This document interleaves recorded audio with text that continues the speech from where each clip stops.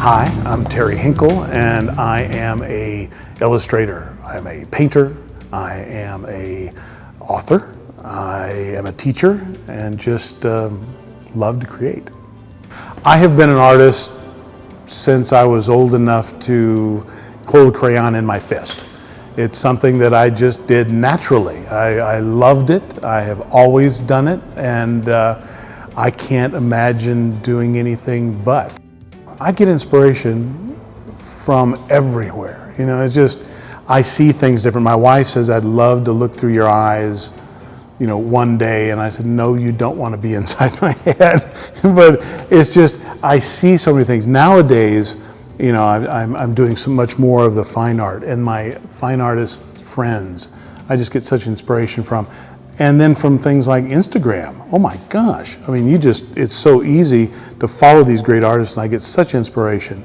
And it's one of those things that, you know, I never know where that next inspiration is going to come, and that's what makes it exciting, I think. So just the creative process, doing art, is something that's like breathing to me. I can't not do it. In fact, I had a nationally syndicated radio show after I got out of advertising alive. And we had anything Deepak Chopra, Dr. Wayne Dyer, all sorts of just fabulous minds. And it was all about giving people permission to question. And this one author came in one time and said, "You were born to create." And I said, "Yeah."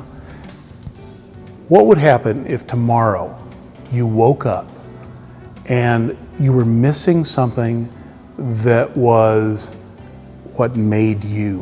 What, if you were missing, it would be devastating to you. What would that be? And I picked up a pencil and was like, if I couldn't do anything with this, I wouldn't know who I was.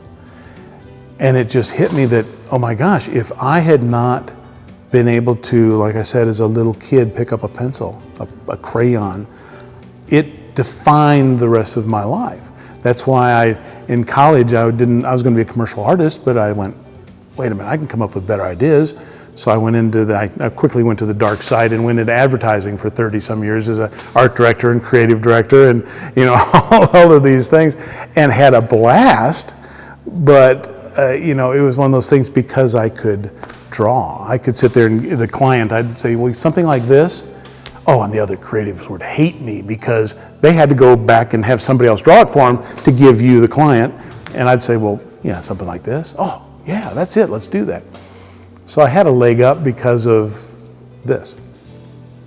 So the abstract being one of the different things that I've been doing, it was important to me because I can draw you or paint you right now where it looks just like you.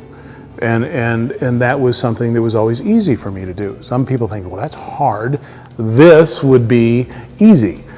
This was hard for me. I couldn't let go. And I was looking for some way to just be in the passion and just let whatever happened happen. And so I was lucky. I found this stuff right here, some iron and copper paint, which I couldn't control. So I was looking for something that would just let me not be able to control it and not know what was going to happen. So I'd work with it, and I'd wake up the next day and I'd look at it and go, man, I'm pretty good. You know, you never knew what was going to happen. So it gave me that ability to relax and to be able to try something different. So it was very important for me to do that. I love it when I go into the studio and it isn't a commission piece where it needs to look like a person or look like somebody's cat or something, which I still love to do. I will sit there and meditate before I go into the studio. And I get rid of all the human stuff that's floating around and decide, what is my intention for this painting? I want this painting to be about happiness, let's say. So I will then go into the studio with just that focus on the feeling of happiness and see what happens with that canvas. And that's a wonderful, fun process for me. It's something different. I still love figurative work. In fact, at Stone Soup Galleries out in Chesterfield, we have a new little studio that's going on, that's going to be called La New, which is a figurative salon where we're going to have some of the best figurative art. It'll be the only place around that has beautiful nude paintings, and we're going to have some of the greatest painters around, so that's going to be exciting. I still am loving to draw, and so we have figure drawing at the Lanou Gallery inside of Stone Soup. And what's fun too, if anybody's been downtown St. Louis, to this new On God Arts Hotel. It is an exceptionally fun place, and they have me hosting a drink and draw, well, we call it draw and drink, in the On God every other Wednesday. So we have clothing, we have the models are dressed, so they're in costume, and we have, because we have to, it's a hotel, and there's other families running around, but here we have the best nude models anywhere around.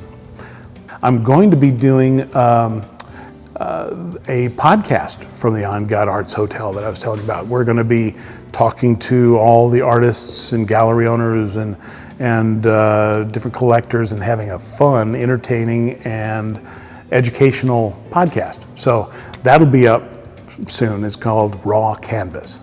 So it'll be the On God Arts Hotel Raw Canvas podcast. You can see my artwork online. I have a website, Hinkle, Hinkle-art.com. That will be my fine art. So I have figurative in there. I have animals, which I've been doing a lot of animals too, and the abstract, which is selling all over the place real well. You can see me in Stone Soup Gallery in Chesterfield Mall. It's a beautiful gallery. That's where I keep most of my abstracts here in town. I send things out of town to different galleries and different events. I love to paint live, so you'll find me doing different live events. I'm Terry Hinkle.